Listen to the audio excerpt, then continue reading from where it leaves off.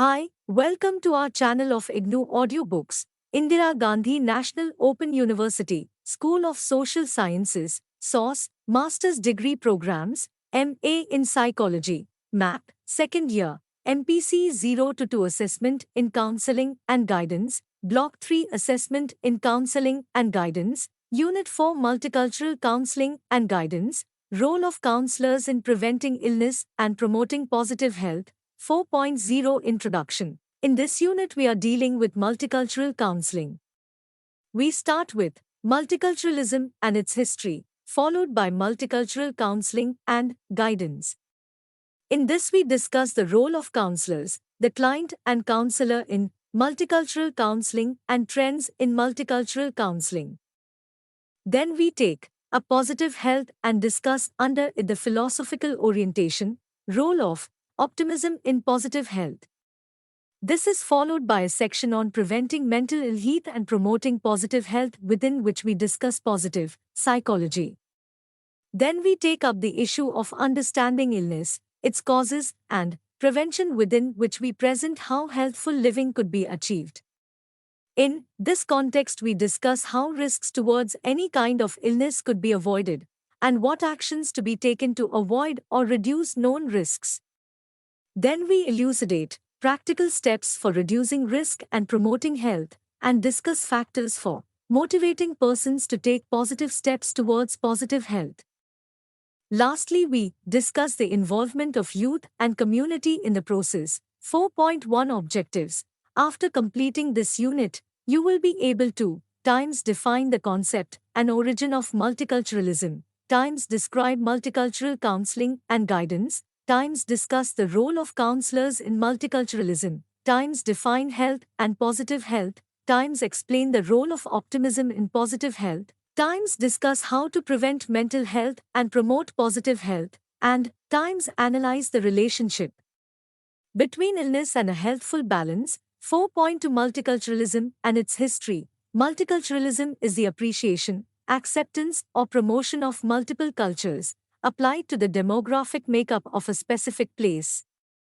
Usually at the organizational level, e.g., schools, businesses, neighborhoods, cities, or nations. In this sense, multiculturalism approximates to respect for ethnic diversity. Multicultural is thus often equated with multiethnic in public discourse, which, in turn, is conflated with multiracial, indicating the extent to which debates on multiculturalism are concerned predominantly with the presence of non-white, migrant communities in white, Western societies. In this context, multiculturalism is variously evoked as a response to the need to address real or potential ethnic tension and racial conflict. In multicultural guidance and counseling, a counselor and a client are different. These differences are generated by a certain culture via the effects of socialization or child rearing in a certain ethnic community. We consider all guidance and counseling to be multicultural in the sense that counselors need to recognize that all of their clients bring their unique personal history and cultures into the guidance and counseling process. Positive health describes a state beyond the mere absence of disease and is definable and measurable.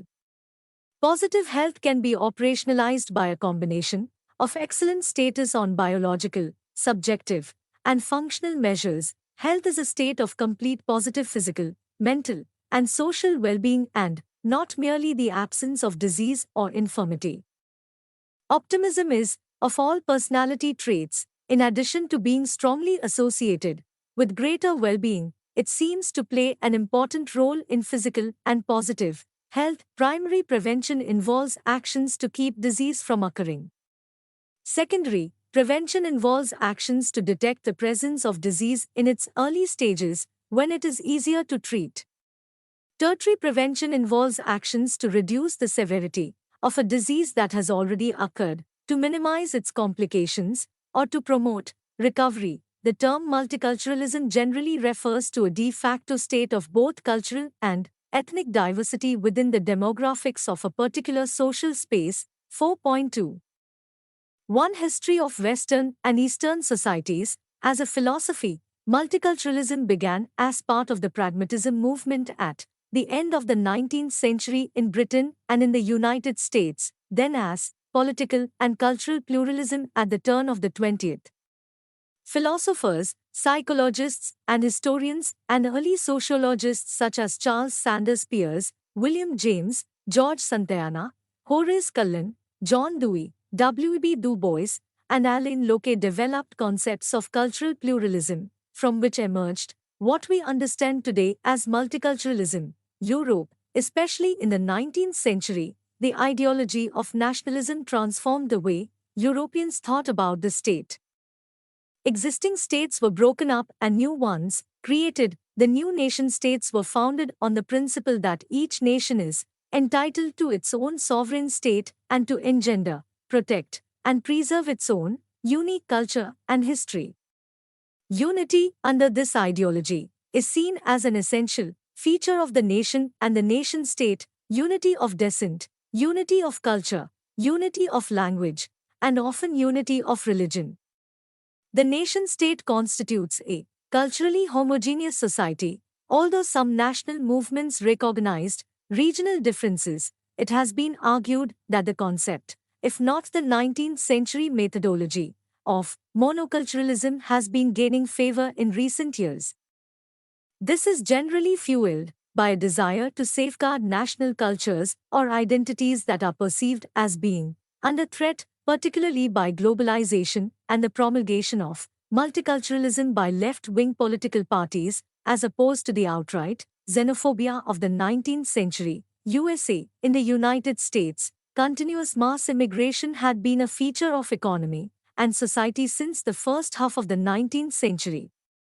The absorption of the stream of immigrants became, in itself, a prominent feature of America's national myth. The idea of the melting pot is a metaphor that implies that all the immigrant cultures are mixed and amalgamated without state intervention. The melting pot implied that each individual immigrant and each group of immigrants assimilated into American society at their own pace.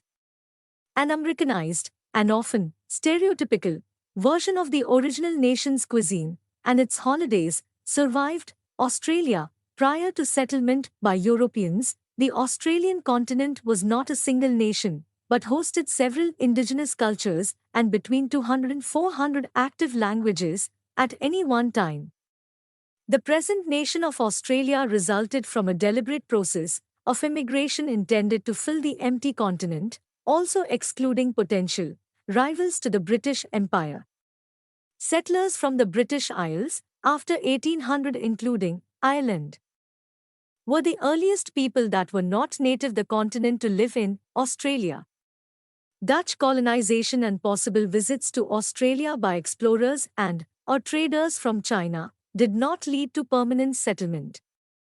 Until 1901, Australia existed as a group of independent British settler colonies. Proposals to limit immigration by nationality were intended to maintain the cultural and political identity of the colonies as part of the British Empire. While there was never any specific official policy called the White Australian Policy, this is the term used for a collection of historical legislation and policies which, either intentionally or unintentionally, restricted non-European immigration to Australia from 1901 to 1973. Such policies theoretically limited the ethnic and cultural diversity of the immigrant population and in theory facilitated the cultural assimilation of the immigrants since they would come from related ethnic and cultural backgrounds. India is the second most culturally, linguistically, and genetically diverse geographical entity after the African continent.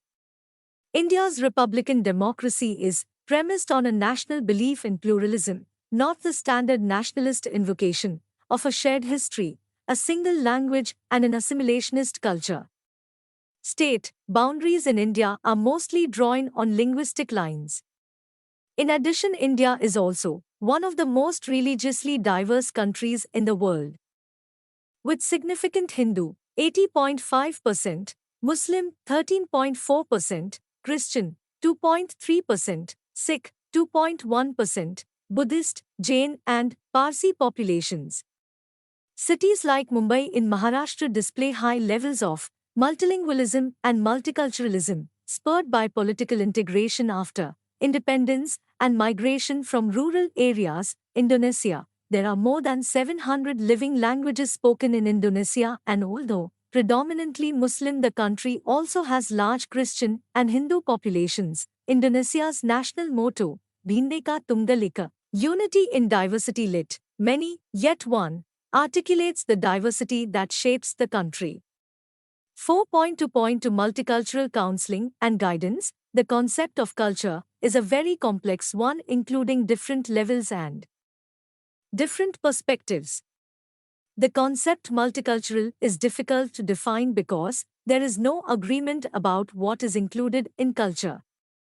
Broadly defined, all groups of people who identify themselves or have connections to each other based on some shared aims, needs, or the similarity of background belong to the same culture. Axelson 1993. 3. The ideas may help the individual to construct his or her own relation to the concept of culture, sometimes explicitly and sometimes implicitly. The following aspects of culture could be seen as linking threads. Times human beings are social beings who have developed cultures with both similarities and differences. Similarities as well as differences should be noted in guidance and counseling. Culture surrounds us from the beginning of our life, and we learn our home culture or cultures naturally in our everyday interactions. We are often unaware of our own culture, and therefore becoming aware of the impact of one's own culture is important. Learning our culture is not just passive assimilation, but we also construct the culture together with other human beings. 4.2.3 Client and Counselor in Multicultural Counseling. In multicultural guidance and counseling, a counselor and a client are different. These differences are generated by a certain culture via the effects of socialization or child rearing in a certain ethnic community. Locke 1990, 18. We consider all guidance and counseling to be multicultural in the sense that counselors need to recognize that all of their clients bring their unique personal history and cultures, e.g., gender, social class, religion, language, etc., into the guidance and counseling process. However, given the current challenges that immigration and multiculturalism pose to Europe and other parts of the world, the main emphasis should be on how to address the needs of cultural minorities in guidance and counseling. Guidance in a broad sense refers to a range of processes designed to enable individuals to make informed choices and transitions related to their educational, vocational and personal development, including activities such as informing, advising, counseling, assessing, enabling, advocating and giving feedback. Watson Kidd 2000, 489.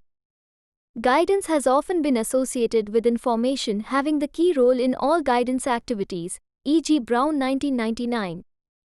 Counseling often refers to deeper processes where counselors work together with their clients to help them solve their problems and make choices of their own. Sometimes a strict division has been made between guidance and counseling, often associated with forming professional organizations which strive for a certain professional identity, even though in many ways guidance and counseling should have interconnecting links and complement each other. Watson Kidd 2000, 492-494. Guidance and counseling is preferred to seen as companions, working together to help people in multicultural societies. But in most cases, the term multicultural counseling is used instead of the twin term, multicultural guidance and counseling. The term multicultural counseling is used because it helps us to think and express nicely that multiple cultures exist in Europe and also in other parts of the world. The term reflects both the reality, there are several cultures, and the ideal, constructive and interaction-oriented coexistence of multiple cultures as a goal for Europe and the world. 4.2.4 Trends in Multicultural Counseling. There are two major trends in multicultural counseling. The universal trend emphasizes that all counseling is multicultural. All individuals belong to many cultures that are different from those of others. The culture-specific trend emphasizes the importance of culture-specific knowledge and the special nature of certain cultural groups. According to this trend, a cultural group is defined mainly by race and ethnic background. 4.2.5 Role of counselors. A trained counselor is aware of how their own cultural background and experiences have influenced attitudes, values, and biases about psychological processes. They believe that cultural self-awareness and sensitivity to one's own cultural heritage is essential. They are able to recognize the limits of their multicultural competency and expertise, and their sources of discomfort with differences that exist between themselves and clients in terms of race, ethnicity, and culture. Counselors are aware of their negative and positive emotional reactions toward other racial and ethnic groups that may prove detrimental to the counseling relationship. They are willing to contrast their own beliefs and attitudes with those of their culturally different clients in a non-judgmental fashion. They are aware of their stereotypes and preconceived notions that they may hold toward other racial and ethnic minority groups. Counselors respect clients' religious and/or spiritual beliefs and values, including attributions and taboos, because they affect worldview, psychosocial functioning, and expressions of distress. They respect indigenous helping practices and respect helping networks among communities of color. They value bilingualism and do not view another language as an impediment to counseling. Monolingualism may be the culprit. Counselors have specific knowledge about their own racial and cultural heritage and how it personally and professionally affects their definitions and biases of normality, abnormality, and the process of counseling. They possess knowledge and understanding about how oppression, racism, discrimination, and stereotyping affect them personally and in their work. This allows individuals to acknowledge their own racist attitudes, beliefs, and feelings. Although this standard applies to all groups, for white counselors it may mean that they understand how they may have directly or indirectly benefited from individual, institutional, and cultural racism as outlined in white identity development models. Counselors understand how race, culture, ethnicity, and so forth may affect personality formation, vocational choices, manifestation of psychological disorders, help-seeking behavior, and the appropriateness or inappropriateness of counseling approaches. They understand and have knowledge about sociopolitical influences that impinge upon the life of racial and ethnic minorities. Immigration issues, poverty, racism, stereotyping, and powerlessness may impact self-esteem and self-concept in the counseling process. They seek out educational, consultative, and training experiences to improve their understanding and effectiveness in working with culturally different populations. Being able to recognize the limits of their competencies, they a. Seek consultation, b. Seek further training or education, c. Refer out to more qualified individuals or resources, or d. Engage in a combination of these. A trained counselor is able to engage in a variety of verbal and nonverbal helping responses. They are able to send and receive both verbal and nonverbal messages accurately and appropriately. They are not tied down to only one method or approach to helping, but recognize that helping styles and approaches may be culture-bound. When they sense that their helping style is limited and potentially inappropriate, they can anticipate and modify it. They are able to exercise institutional intervention skills on behalf of their clients. They can help clients determine whether a problem stems from racism or bias in others, the concept of healthy paranoia, so that clients do not inappropriately personalize problems. Counselors should take responsibility for educating their clients to the processes of psychological intervention, such as goals, expectations, legal rights, and the counselor's orientation. 4.3 Positive health. Positive health describes a state beyond the mere absence of disease and is knowable and measurable. Positive health can be operationalized by a combination of excellent status on biological, subjective, and functional measures. Health is a state of complete positive physical, mental, and social well-being and not merely the absence of disease or infirmity. To reach the state of complete physical, mental, and social well-being, an individual or group must be able to identify and to change or cope with the environment. Health is, therefore, seen as a resource for everyday life, not the objective of living. Health is positive concept emphasizing resources, as well as physical capacities.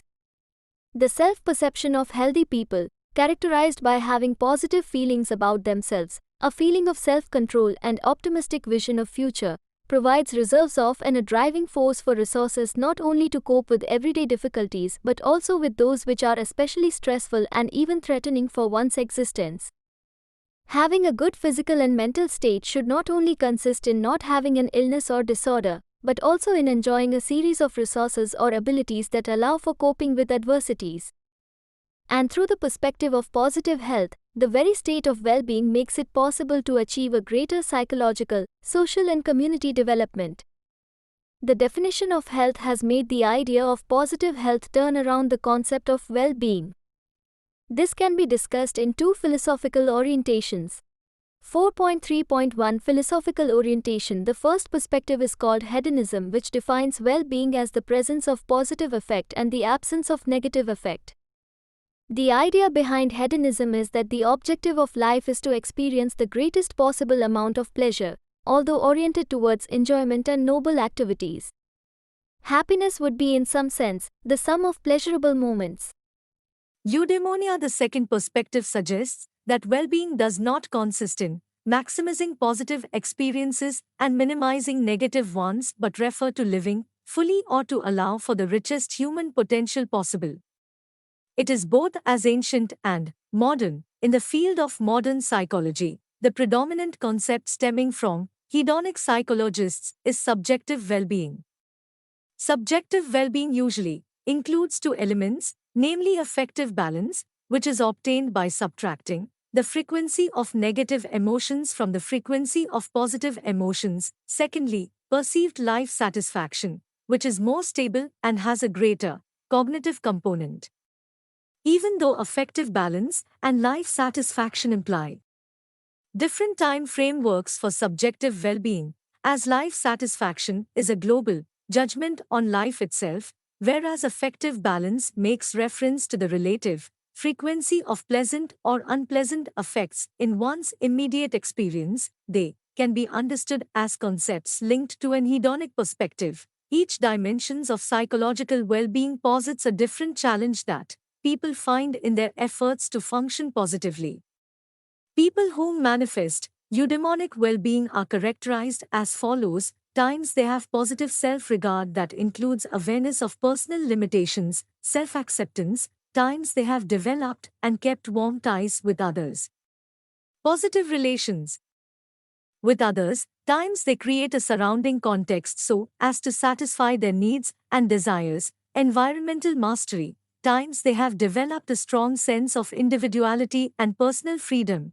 Autonomy; times they have a sense of direction in life that unifies their efforts and challenges. Purpose in life; times they have a dynamic of lifelong learning and of continuous development of their abilities. Personal growth. The self-determination theory also links the ideas of eudaimonic and self-realization as central aspects in the definition of well-being and positive health. The self-determination theory states that healthy psychological functioning implies adequate satisfaction of all three basic psychological needs, namely autonomy, competence and relatedness, as well as a system of congruent and coherent goals. Satisfaction of basic needs consists in keeping a life balance that guarantees an adequate level of satisfaction in each one of the areas independently. 4.3.2 Role of optimism in positive health. Optimism is, of all personality traits, in addition to being strongly associated with greater well-being, it seems to play an important role in physical and positive health. Optimism can affect health through several paths. Firstly, optimism, hope, and positive expectations are elements that can protect health in challenging situations for people's equilibrium by means of direct paths. For example, body systems of most optimistic people generate better immune competence responses than those of pessimistic ones, taking as an indicator the activity of natural killers cells. Optimism also seems to be related to a better state of the immune system. 4.4 Preventing mental ill health and promoting positive health. Understanding signs and symptoms of mental health disorders is important for early detection and intervention. It is also important, however, to define mental health in positive terms, rather than merely the absence of illness, and to promote well-being through affirming, strength-based approaches. 4.4.1 Positive psychology, developing mental health in young people. With so much emphasis on disorder, we might well wonder if freedom from illness is the best we can hope for. The emerging field of positive psychology seeks to bring balance to mental health research through the study and promotion of psychological strengths. Linking youth development to the positive psychology framework, the Commission on Positive Youth Development, 2006, summarizes positive psychological characteristics in 5 broad categories: positive emotions, including joy, contentment, and love. Flow is defined as the psychological state that accompanies highly engaging activities. Life satisfaction is the sense that one's own life is good, which correlates with characteristics such as self-esteem, resiliency, optimism, self-reliance, healthy habits, and prosocial behavior. Character strengths such as curiosity, kindness, gratitude, humor, and optimism. Competencies in the social, emotional, cognitive, behavioral, and moral realms. These characteristics gesture toward a much more vibrant vision of mental health and are suggestive of ways concerned communities might create supports, opportunities, and services to promote optimum health. Along these same lines, positive psychology inquires into the role institutions play in facilitating the development of positive traits, how organizations, naturally occurring socializing systems, and communities help young people produce positive outcomes. 4.5 Understanding illness, its causes, and prevention. A variety of hereditary, environmental, and behavioral factors affect health and the risk of illness.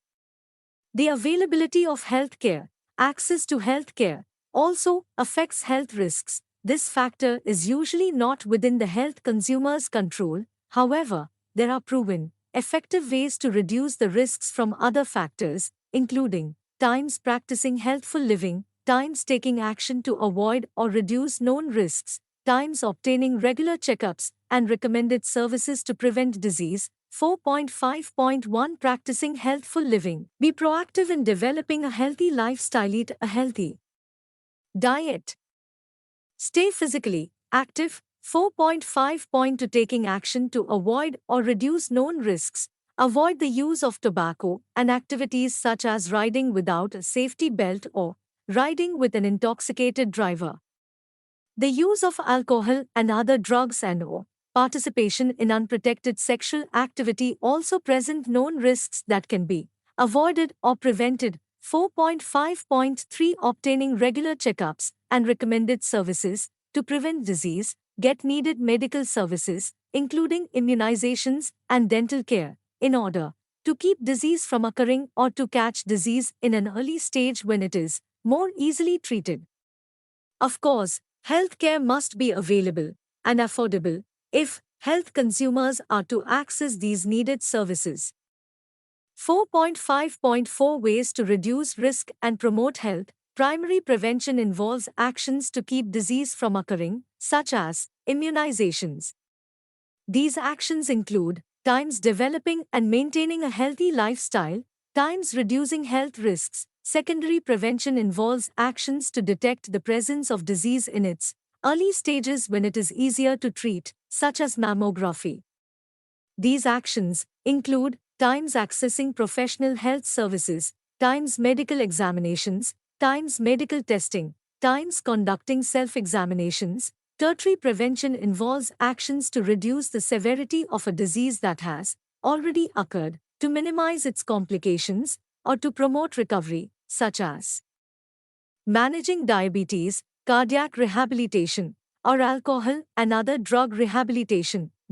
These actions include effectively managing diagnosed disease. 4.5.5 Principles for reducing risk and promoting health. Times substitute healthy behaviors for risky behaviors. Times reduce environmental risks, such as infectious diseases, sexually transmitted diseases, or toxic exposure.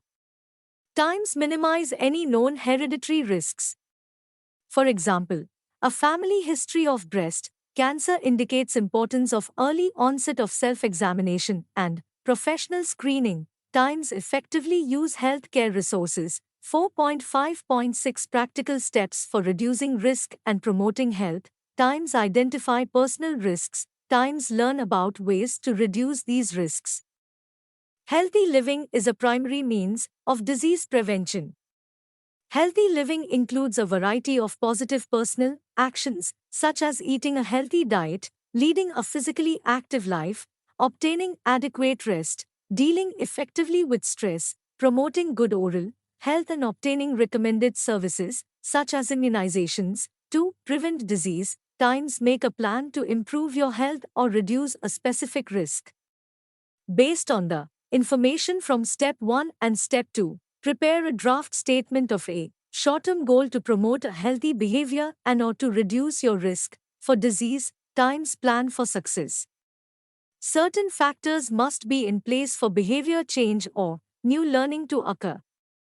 They include A. Motivating or predisposing factors, B. Enabling factors, C. Reinforcing factors. 4.5.7 Motivating or predisposing factors. What does a person need to know and value to want to engage in the new healthy behavior?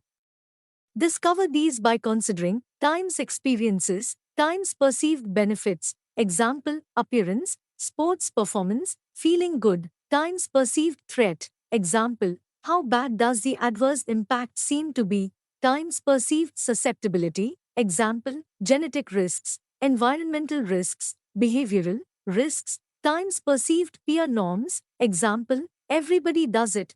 4.5.8 Enabling factors. What information and skills does a person need to be able to participate in the new healthy behavior?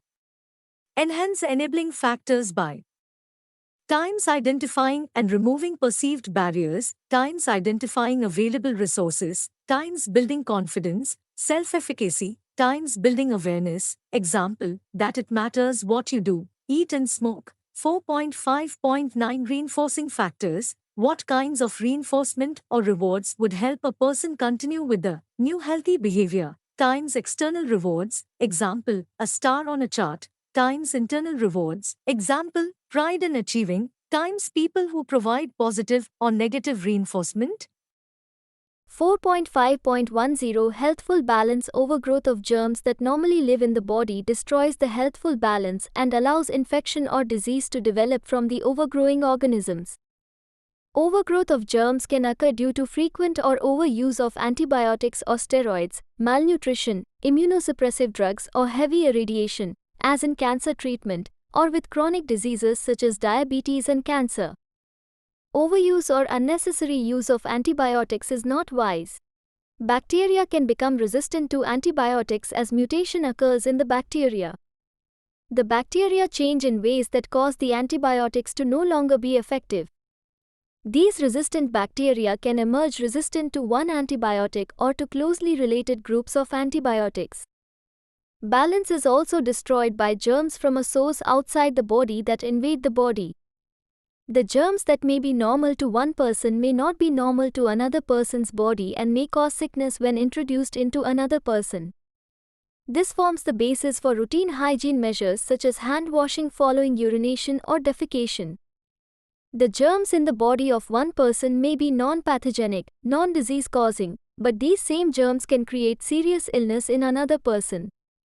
4.6 Youth development and community. In calling for a focus on strengths over deficits and community responsibility in balance with individual responsibility, positive psychologists join the growing movement toward youth development as a public health strategy.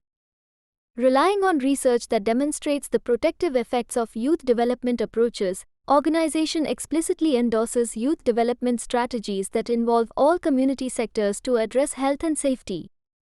Rather than saying to a young person, "The problem is with you," this approach engages youth together with families, schools, healthcare providers, youth-serving agencies, faith communities, media, colleges and universities, employers, and government agencies to build strengths and reduce risks at the environmental as well as individual level. Emphasis falls on community responsibility, community solutions, and community connectedness. The problem is with us, the answers are with all of us. This commitment to supporting health through community-level change grew out of research that demonstrates the importance of social context to individual health. Although some individuals are physiologically vulnerable to development of mental illness and disorders, studies consistently show that environment matters a great deal in mental health functioning. Relationships with caring adults, development of positive life goals, and belief in a positive future have all been consistently linked to healthy social and emotional functioning in youth and adults. Similarly, history of trauma and abuse as well as high environmental instability is consistently linked with poor mental function. This suggests that environments that foster connection with others and provide opportunities for meaning and mastery serve as buffers against mental disorders and promote positive mental health. Environments that cultivate both positive emotional relationships and the ability to understand and articulate emotional states may prove particularly useful in supporting positive mental functioning.